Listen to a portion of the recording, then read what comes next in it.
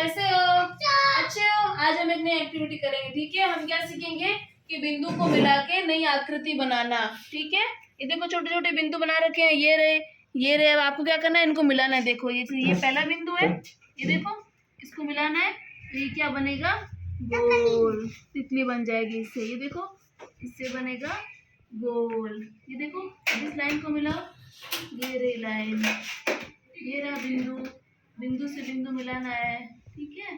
ये देखो इस बिंदु से इस बिंदु को मिलाना है, इस बिंदु से इसको मिलाना है। हाथ लगाओ, हाथ पकड़ो इसको पकड़ो, अच्छे से पकड़ो। अब ऐसे कर देना, ये देखो बिंदु से बिंदु मिलाना है। गोल करो, इसको गोला करो।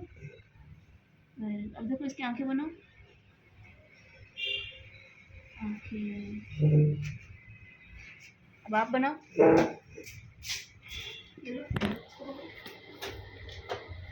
ऐसे गिर जाएगी हमारा। ऐसे बिंदु सीधे चलो, सीधे लाइन चलो। हाँ ये सीधे ना, इसमें सीधे सीधे सीधे सीधे चलो। हाँ सीधा।